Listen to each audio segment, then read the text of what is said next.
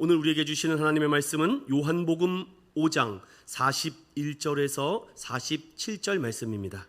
이 계시의 말씀을 읽을 때 다 자리에 일어나셔서 우리 한 목소리로 합독하며 이 하나님 말씀을 함께 합독하겠습니다. 시작. 나는 사람에게서 영광을 취하지 아니하노라.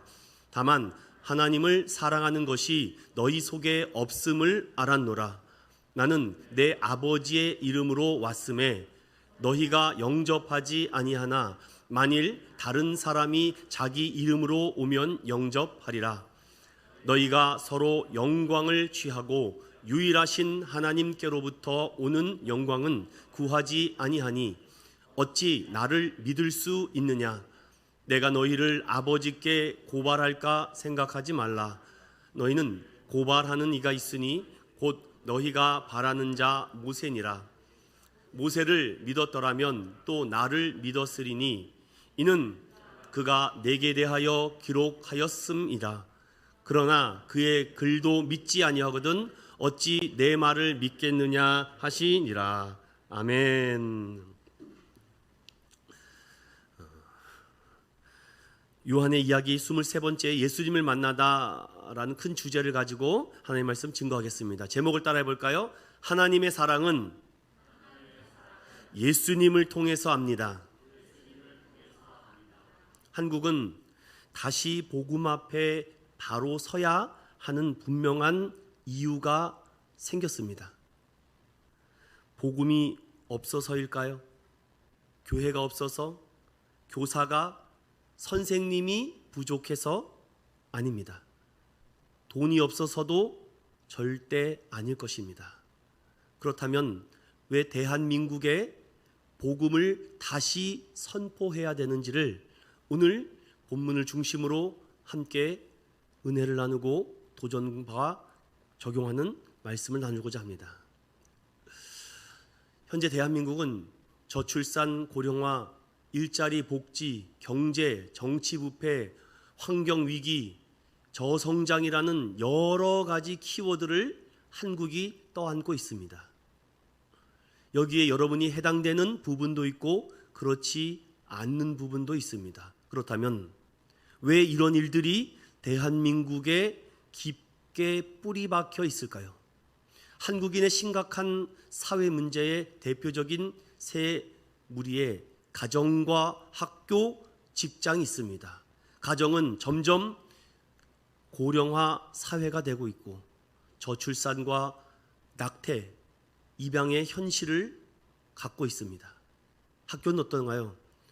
요즘은 코로나로 인해서 학교를 많이 못 갔다고 해도 학교 폭력과 일진들 너무나도 심각합니다.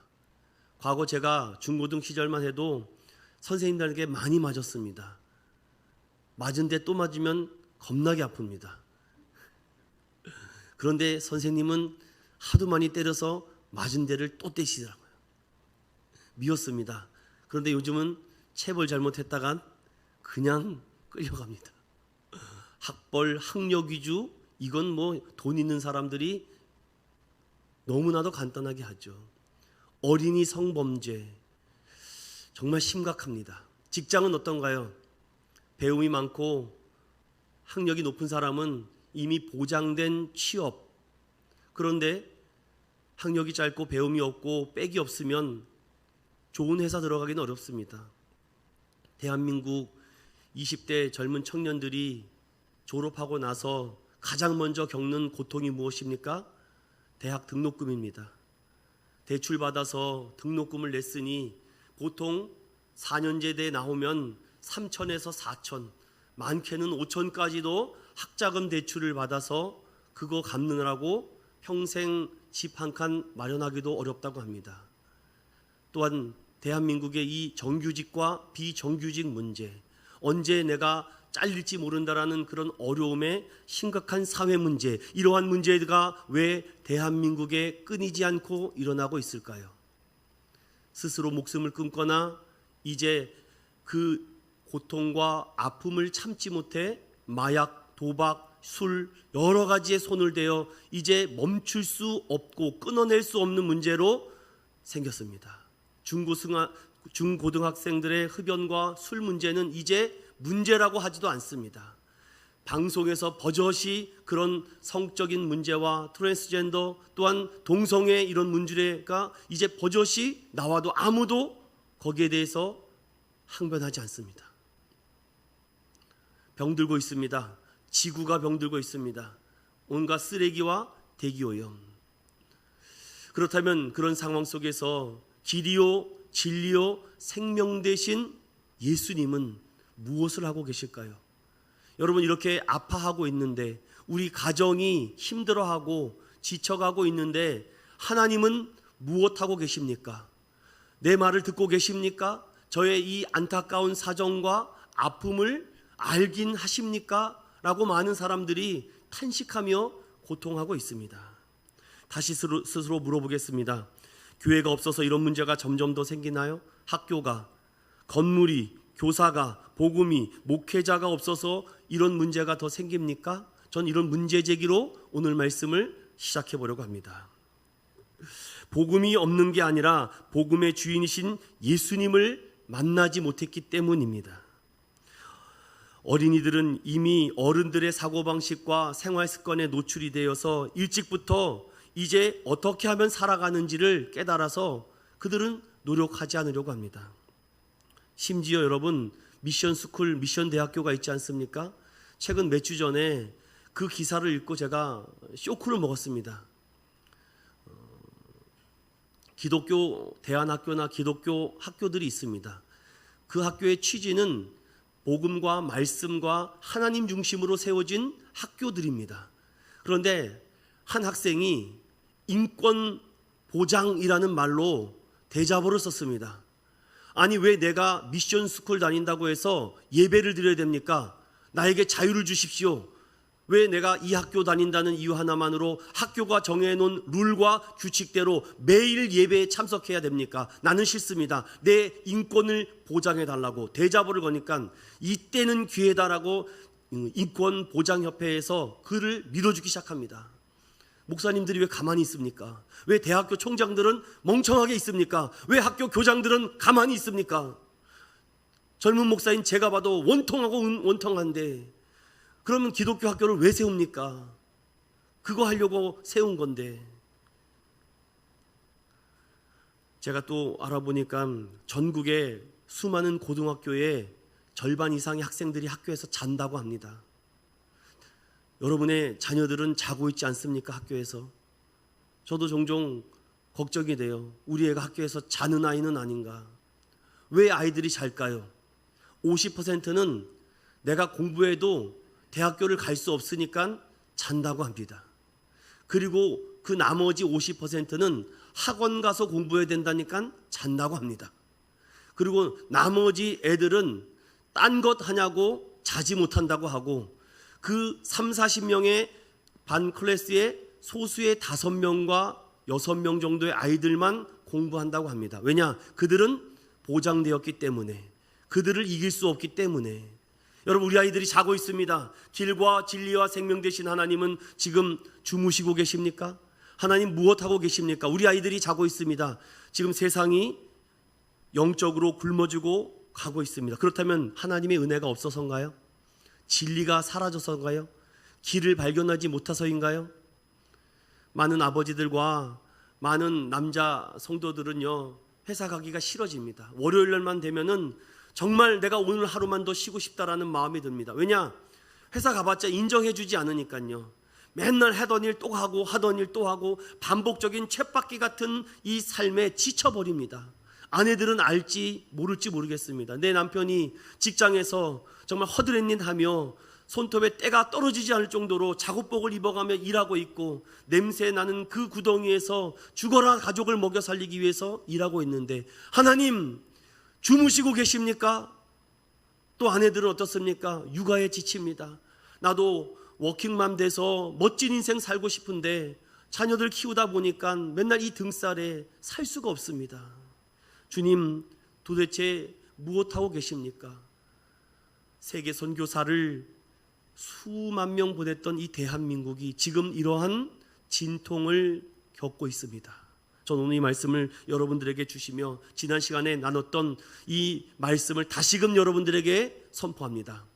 우리가 이 믿음의 4가지 방법이 있다. 날마다 이것을 오늘도 내일도 점검하지 않으면 우리는 금방 무너지게 됩니다. 부르시니와 보내시니가 하나님이다라는 확신을 가지고 날마다 나아가야 됩니다. 또한 그러한 믿음만 가지고는 부족해요. 수많은 믿음의 선진들이 우리 앞길에 등불이 되어줍니다. 그래서 어둠 속에서 아무리 눈을 떠도 보이지 않는데 한 줄기 빛이 딱 비쳤을 때 그 어둠의 공간은 환해지죠. 세례 요한과 같은 목회자들과 지도자들이 지금 이 땅에 많습니다. 또한 예수님께서 3년의 생애를 통해서 또한 2000년의 이 일생 동에 수많은 역사와 기적과 능력을 베풀어 주셨습니다. 저도 이 말씀을 준비하면서 예수님이 내 삶 속에 내 40여 인생 속에 얼마나 많은 역사와 기적과 능력을 행하셨을까. 믿음이 없고 영역이 없을 때는 하나님이 나한테 해준 게 무엇이 있습니까? 내게 자유를 줬습니까? 돈을 줬습니까? 무언가를 줬습니까? 아무것도 주지 않았습니다.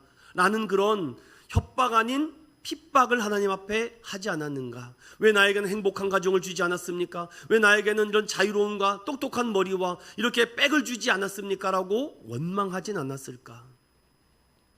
이에 그 눈이 언제 띄어졌는가? 저는 로마서 1장부터 16장을 수십 번 읽어가면서 하나님의 뜻과 계획을 깨닫게 됐습니다. 여러분, 믿음이 떨어지고 낙심되는 것이 무엇입니까? 왜 예전처럼 믿음이 회복되지 않을까요? 성령의 감동으로 된 하나님 말씀을 읽지 않아서 있습니다. 사랑하는 믿음의 성도 여러분, 날마다 이 4가지로 점검하는 저와 여러분 되시기를 축원드립니다. 오늘은요, 다른 말씀이 아니라 길게 드릴 말씀이 없습니다. 41절에서부터 47절을 딱 2가지로만 정리해서 하나님이 살아계시고 하나님의 사랑을 모르지는 않은데 왜 나의 인생에 변화가 일어나지 않을까? 왜 하나님이 역사하고 능력을 베풀어 주신다고 하는데 왜 나의 가정에는 아무런 변화가 찾아오지 않는 것일까? 저는 그것을 이미 제목을 통해서 답을 드렸습니다. 하나님의 사랑을 알고자 하십니까? 예수님을 바라봐야 됩니다. 행복해지고 싶습니까? 예수님을 바라봐야 됩니다. 잘 되고 싶습니까? 예수님을 바라봐야 됩니다. 건강하고 성공하고 싶습니까? 라고 묻는다면 저는 여지없이 예수님을 바라봐야 됩니다. 예수님을 통해서만 우리가 하나님을 알 수 있기 때문이죠. 사랑하는 믿음의 성도 여러분, 하나님의 사랑을 입은 자가 하나님의 은혜를 알고 은혜의 대가에 대한 지불을 충분히 할 수 있습니다. 저는 오늘 이 말씀을 통해서 우리 주변에 종종 복음을 전하는데 예수님 좀 믿어라, 교회 좀 가자, 정말 교회 가면 정말 좋다, 따뜻하다, 정말 행복하다 라고 권면해도 왜 이렇게 잘 받아들이질 않을까? 왜 이렇게 그들은 듣지 않으려고 할까? 이러한 문제는요, 예수님 시대에도 있었습니다. 심지어 조롱과 불신을 넘어 폭력과 죽이는 사태까지 벌어지죠. 왜 유대인들이, 왜 현재 많은 사람들이 교회를, 예수님을 영접하지 않고 복음을 믿지 않는 것인가? 역설적으로 오늘 2가지를 말씀드립니다. 먼저 5장 41절을 다 같이 읽어봅니다. 시작. 나는 사람에게서 영광을 취하지 아니하노라. 저는 역설적으로 왜 사람들이 예수님을 영접하지 않고 복음을 믿지 않는가? 첫 번째가 이겁니다. 사람에게 영광을 얻고자 하기 때문입니다. 사람에게서 오는 칭찬과 인정을 위해서라면 그들은요, 무엇이더라도 할까요? 하나님으로부터 오는 영광과 소망을 믿어야 되는데 그들은 사람에게 기쁨을 얻고자 합니다. 우리의 삶의 무게 중심이 어디에 있습니까? 물론 사람 관계 중요합니다.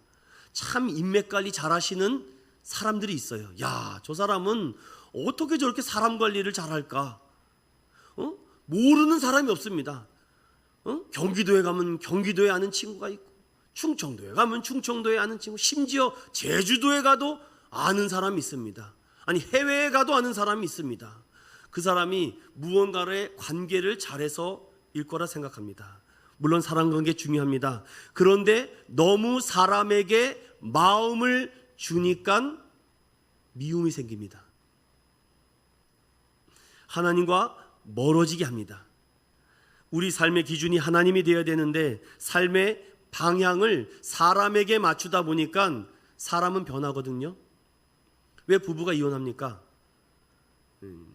어제 잠깐 어떤 영상을 보는데 부부가 감정 싸움을 제일 많이 한다고 합니다. 왜냐? 내 생각과 너의 생각이 다른데 내 생각이 맞다라고 인정해 달라는데 인정해주고 싶지 않기 때문에 다투는 거죠. 그런데 결국은 누가 이깁니까? 힘센 놈이 이깁니까? 둘 다 지는 것입니다. 부부싸움은 오직하면 칼로 물베기라고 해서 가급적이면 서로 이해하죠. 저도 사람인지라 왜 아내와 티격태격 안 하겠습니까? 그러면은요, 제가 채 하루를 넘기지 않으려고 합니다. 그랬구나, 그런 마음이었구나. 서로 자신의 감정을 빨리 내어내야 됩니다. 그때 나는 당신이 이런 말을 해서 굉장히 서운했고 섭섭했어. 그러면 저는요, 그랬구나. 그 순간은 내가 몰랐는데 그렇게 말해주니까 이제 그때 아내의 그 마음을 내가 알게 됩니다. 그런데 속 좁게 뭘 그런 걸 가지고서는 꿍하게 속 좁게 그러고 있냐고 그렇게 말하는 남자들이 많습니다. 저도 그랬기 때문에. 하지만 결혼 생활을 좀 하다 보니까 다 부질없습니다. 결국은 한솥밥 먹고 한 입을 덮어야 되는데 다퉈봤자 본인만 손해입니다. 부부가 행복해 보십시오. 사랑하는 남편 여러분, 반찬이 틀려질 줄로 믿습니다. 아닌가 보네요. 저는 주는 대로 잘 먹기 때문에 괜찮아요. 그런데 성경은요, 심지어 부부 간에서도 사랑하되 서로에 대한 그 신뢰가 하나님보다 높아서는 안 된다고 합니다. 사람을 의지하고 믿으면은요, 끝까지 잘해줄 것 같은데 잘해주지 못해요. 어떤 목사님은 제가 신대원 시절에 이런 말씀을 하더라고요. 사랑하는 우리 동력자 목사님 여러분, 성도들을 사랑해 줄 수 없습니다. 예수 그리스도의 사랑으로 사랑하십시오.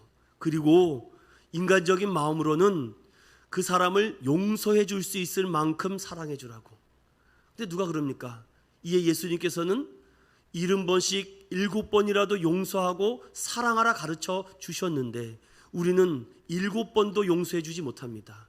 여러분은 마지막 방법으로 누군가를 용서해 준 적 있습니까? 먼저 손을 내밀었습니까?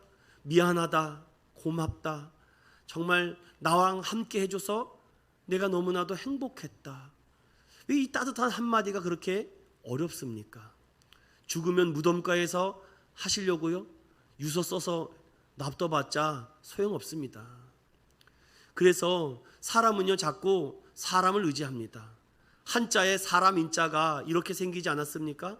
서로 의지하고 기대기 때문에 그렇습니다. 사랑하는 믿음의 성도 여러분, 예수님은 유대인들과 바리새인들에게 이 말을 하는 것입니다. 나는 사람에게 영광을 취하지 않는다. 너희들은 사람에게 영광을 얻고자 하지만 나는 그렇지 않는다. 사랑하는 믿음의 성도 여러분, 예수님은 사람들의 인기와 박수 받으려고 이 땅에 오지 않았습니다. 그런데 유대인들은요, 하나님을 섬긴다, 하나님을 사랑한다, 하나님을 잘 안다라고 말하면서 하나님으로부터 도망가서 그들만의 종교 생활을 하고 있습니다. 누가 더 건건하냐? 누가 더 도덕적으로 윤리적으로 올바르냐? 그래서 사람들은 그런 사람들을 존경한다라고 해서 공로패를 줍니다. 사람들 중에 가장 대단하고 훌륭한 사람에게 우리가 공로를 인정하여 패를 드려야 되지 않겠습니까? 만약에 패를 받는다면 예수님이 제일 많이 받아야 되지 않습니까? 그런데 예수님은 패 하나 없습니다. 공로패요? 스승의 날 패요? 아무것도 없습니다. 왜냐? 나는 사람에게 영광받지 않기 때문에. 저는 이 말씀을 묵상하는데 내 안에 이런 모습과 이런 교만함이 있다는 걸 알았습니다. 아, 나도 설교 잘해서 성도들에게 사랑받고 존경받고 뭔가 패받고 싶어 하는구나. 그리고 우리 목사님 최고다, 잘한다, 멋지다, 은근히 그런 말을 듣고 싶어 하는구나. 이게 오늘 예수님이 저에게 일침을 가하시는 것입니다. 이 어리석은 원목사야, 왜 사람에게 영광을 얻으려고 하느냐, 사람에게 기쁘고자 하느냐, 하나님을 기쁘게 하느냐. 이 말씀이 오늘 새벽에 제 가슴에 쿵 하고 떨어졌습니다. 여러분은 사람에게 영광을 받고 칭찬과 사랑받고 싶어 하지 않습니까? 저도 그래요. 그렇기 때문에 우리는 하나님의 사랑의 그 손톱도 알 수가 없습니다. 유대인들은 자신들이 영접받고 영광받기 위해서, 인기받기 위해서 세상의 능력과 권세를 가지고 이 땅에 살아가고 있습니다. 그렇지만 예수님은 하나님의 영광과 뜻을 이루기 위해서 이 땅에 보내신 그대로 그 일을 감당하셨습니다. 매년 12월이 되면은 대상이라고 하여 시상식을 하죠. 예전에는 굉장히 색안경을 끼고 제가 안 좋게 봤는데, 목회를 하다 보니까 그래, 맞아, 저 마지막 시상 때에서 하나님 부족한 저에게 이런 상을 주셔서 하나님 영광 돌립니다, 이렇게 말하는 연기자들과 연예인들이 있습니다. 그런데 보통 용기가 아니면 못합니다. 저도 한번 상상해 봤습니다. 마지막 그런 영광의 자리에 저에게 어떤 상이 받게 됐을 때 이 모든 영광을 하나님께 돌릴까? 아니면 내가 어떤 잘난 맛에 취해 살까? 마지막 시생때 자리에 하나님을 높이고 주님을 높이는 자가 오늘 부르심에 합당한 상급을 받을 줄로 믿습니다. 두 번째로, 예수님을 믿는, 영접하지 않는 이유, 성경 말씀을 믿지 않기 때문입니다. 도대체 무슨 말씀을 하는가? 이제부터 10분 동안 잘 들으셔야 됩니다. 성경 말씀을 믿지 않기 때문이다 라고 말하는데, 이 말씀을 45절을 통해서 읽어봅니다. 시작. 내가 너희를 아버지께 고발할까 생각하지 말라. 너희를 고발하는 이가 있으니 곧 너희가 바라는 자 모세니라. 아멘. 왜 이런 말씀을 하시죠? 예수님께서 갑자기? 유대인들만큼 율법을 잘 아는 사람들이 어디 있습니까? 그런데 오늘 예수님께서는 어떠한 고발을 합니까? 너희들이 이 구약의 율법과 하나님의 말씀을 정말 옳게 분별하고 이 뜻을 정확히 알았다면 나를 모른다고 할 수 없다는 것입니다. 다시 말씀을 드립니다. 말씀을 듣고 예배를 드리고 하나님께 영광을 돌리고 감사하며 헌신하며 희생의 자리에서 그 일을 할 때마다 우리가 이 하나님의 말씀을 통해서 깨닫고 배워가고 하나씩 알아갈 때마다 발견하게 되고 찾게 되는 것은 메시아 예수 그리스도 외에는 어디에도 없다는 말씀입니다. 오히려 역설적으로 어떻게 얘기합니까? 너희들을 고발하는 사람은 내가 아니라 그 너희들이 믿고 있다라고 하는 그 율법, 즉 모세의 율법이 너희들을 고발할 것이다. 충격적인 것이 바로 여기에 있습니다. 그들은 바로 실제적으로 모세의 율법을 가졌다라고 말하지만 모세의 율법을 지키고 있지 않습니다. 제일 중요한 예수님을 믿고 예수님을 깨달아야 되는데 그것을 깨닫지 못하고 그 외에 나머지 것을 지킨다고 해도 다 소용없는 일이다, 이 얘기를 합니다. 그런데 그들이 눈이 어두워져서 깨닫지 못하는 것이죠. 충격적인 것은 여러분, 교회를 다니지 않는 불신자만이 성경을 모르고 믿지 않는 것이 아니라 성경을 통해서 예수를 믿지 않는 모든 성도들은 예수님을 믿는 게 아닙니다. 성경을 다른 사람들보다 조금 더 안다고 생각하지만 성경의 핵심과 본질이신 예수 그리스도를 믿지 않는다면 그것은 예수님을 믿는 것이 아닙니다. 갈라디아서 1장 열어봅니다. 갈라디아서 1장, 고린도후서 뒤에 있습니다. 6절을 7절을 다 같이 읽어봅니다. 6절 1장 6절 7절입니다. 갈라디아서 1장 6절과 7절 시작. 그리스도의 은혜로 너희를 부르신 이를 이같이 속히 떠나 다른 복음을 따르는 것을 내가 이상하게 여기노라. 다른 복음은 없나니 다만 어떤 사람들이 너희를 교란하여 그리스도의 복음을 변하게 하려 함이라. 아멘. 8절에는요, 다른 복음을 전하면 저주를 받는다라고 말씀합니다. 사랑 믿음의 성도 여러분, 하나님의 말씀을 배우고 듣고 익힐 때마다 여러분 그 안에서 예수 생명, 예수 은혜, 예수 진리를 발견하는 저와 여러분 되시길 축원드립니다. 하나님의 말씀을 믿어야 되는데, 하나님의 말씀을 믿는다는 것은 그 성경 속에 있는 예수 그리스도를 믿는다는 것입니다. 예수 그리스도를 믿을 때에 우리의 모든 것들이 변하게 되는데, 제가 서두에 왜 대한민국에 이런 일들이 계속해서 깊어지고 사라지지 않는가? 예수 믿는 사람들이 없어서 그렇습니다. 진짜 예수 만나는 사람들이 없기 때문에, 심지어 교회 안에서도 지금 예배를 드리는 수많은 교회 안에서도 예수 만난 사람들이 없기 때문에 사회가 변하지 않습니다. 100년 전 진짜 예수 믿는 사람들이요 30몇 명밖에 되지 않았습니다. 그런데 대한민국이 뒤집어졌습니다. 지금 대한민국에 700만, 800만이라고 예수 믿는 사람들이 있다고 하는데 왜 이런 문제가 끊이지 않습니까? 왜 사라지지 않습니까? 그때보다 예수 믿는 사람들이 없기 때문입니다. 눈에 보이는 것을 우상화하고 그들에게 자신들의 자유와 기쁨을 주는 것을 스스로 찾아가죠. 성경의 주제는 오직 예수님만을 향하고 있습니다. 그래서 그들이 예수님을 사랑한다라고 하는데, 예수님께서 지금 그들에게 지적하고 고발하는 것은 무엇입니까? 이렇게 물어봅니다. 나는 하나님의 율법을 잘 알아. 우리는 아브라함의 자손이야. 우리는 성경 많이 알아. 라고 말을 하는데 라고 뭐라 그럽니까? 46절 보세요. 모세를 믿었더라면 또 나를 믿었으리니 이는 그가 내게 대하여 기록하였다 라고 말합니다.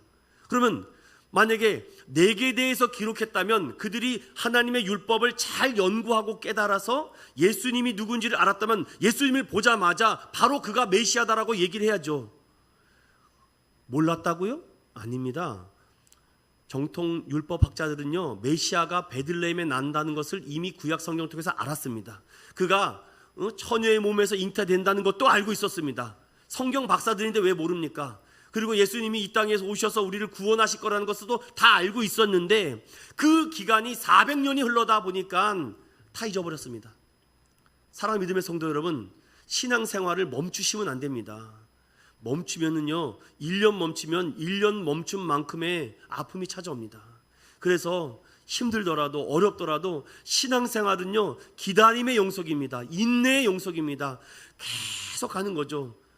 불교처럼 4월 초파일만 가면 얼마나 좋겠습니까? 천주교처럼 카톨릭처럼 1년에 고해성사 하는 날만 가면 얼마나 좋겠습니까? 그런데 교회는 맨날 오라고 합니다. 왜냐? 여러분 스스로 믿음을 믿지 마십시오. 여러분 믿음이 대단하지 않습니다. 그런데 그 제 사람들이 예수님을 안다? 모릅니다. 왜냐? 하나님을 사랑한다라면은 하나님께서 우리에게 주신 이 말씀 속에 예수님을 찾아야 되는데, 그렇다면 예수님이 말씀하신 그 계명을 알아야 되는데, 하나님이 말씀하신 계명이 무엇입니까? 제가 여러분들에게 이렇게 함께 읽어보겠습니다. 시작. 그의 계명은 이것이니 곧 그 아들 예수 그리스도의 이름을 믿고 그가 우리에게 주신 계명대로 서로 사랑할 것이니라. 그의 계명을 지키는 자는 주 안에 거하고 주는 그의 안에 거하시나니 우리에게 주신 성령으로 말미암아 그가 우리 안에 거하시는 줄을 우리가 아느니라. 아멘. 여러분 스스로 압니다. 내가 진짜 예수 믿고 있는지. 사람은 속일 수 있어도 하나님은 속일 수 없습니다. 내가 하나님의 은혜를 받았고 내가 오늘도 성령에 충만한지 여러분 스스로 알 수 있습니다. 속이지 않는 한. 여러분 오늘 두 가지를 말씀을 드렸습니다. 왜 사람들이 복음을 듣지 않고 예수님을 영접하지 않는가? 사람에게 영광을 구하기 때문에 그렇습니다. 그거 빨리 잘라내십시오. 그리고 성경에 담겨져 있는 하나님의 진리, 그 예수 그리스도를 찾지 못하기 때문에 계속 다른 곳에 찾아다닙니다. 여러분 드라마를 계속 보십시오. 계속 드라마 생각이 납니다. 여러분 다른 어떤 것에 다른 것에 관심을 가져보십시오. 뭔 생각이 납니까? 온통 그 생각밖에 안 나죠. 먹는 거 먹는 생각만 합니다. 다른 생각해 보십시오. 온통 그런 생각밖에 안 합니다. 여러분의 머릿속에는, 가슴속에는 지금 무엇으로 가득 차 있습니까? 성경은 이렇게 말하잖아요. 예수가 곧 길이다, 진리다, 생명이다. 이것을 너희가 집어넣으면 내가 너의 앞길을 인도해 주겠다. 너에게 진리만을 선포해 주겠다. 너의 생명을 지켜주겠다. 너무나도 단순한 이 복음의 진리를 여러분들 왜 멀리 하십니까? 길이신, 진리신, 생명이신 예수님을 믿으면 여러분의 앞길을 책임져 주신다고 하는데, 맥스 루케이도 목사님의 글을 읽고 글을 드리고 마치려고 합니다. 그 주와 같이 길 가는 것이라는 글에 이런 글이 있습니다. 제가 그대로 인용하여 읽어드리고 마치겠습니다. 어떤 사람이 하나님께 말싸움을 걸었다. 누가 감히 하나님 앞에 대적하는가? 하지만 그는 하나님의 성경책을 딱 들고 하나님 앞에 대항하기 시작한다. 하나님, 성경에 보니까 모세한테는요 타지 않는 떨기나무 기적으로 불을 붙여주셨는데 한번 불을 붙여보세요. 그러면 제가 하나님 따르고 순종하겠습니다. 또 성경 여호수아를 보니까 여리고성을 하나님께서 무너뜨리셨는데 한번 벽 좀 무너뜨려 보세요. 그러면 제가 싸워보겠습니다. 하나님, 예수님의 제자들 보니까 갈릴리 바다에서 파도가 폭풍을 칠 때 예수님이 파도야 잠잠하라 하니까 멈추지 않았습니까? 그러면 저 파도의 폭풍 좀 멈춰보세요. 그러면 제가 주님의 말씀을 따르겠습니다. 그래서 그 사람이 어떻게 합니까? 떨기나무 앞에 성벽 근처에 바닷가에 앉아서 하나님의 응답을 기다립니다. 하나님, 불 좀 내려보세요. 저 벽 좀 허물어 보세요. 그리고 하나님, 저 바닷가의 폭풍을 좀 잠잠하게 해보세요. 기다립니다. 또 기다립니다. 기다립니다. 하나님이 마음이 더 급하셨는지 하나님이 그 사람에게 이렇게 응답하십니다. 잘 들으셔야 됩니다. 마지막입니다. 하나님은 진짜 불을 보내셨다. 떨기나무를 붙일 불이 아니라 그 사람의 마음이 거듭날 수 있는 불을 보내셨다. 하나님은 진짜 벽을 무너뜨리셨다. 돌로 만든 벽이 아니라 죄로 물든 그 사람의 완악한 벽을 허물어 주셨다. 그분은 폭풍을 잔잔케 하셨다.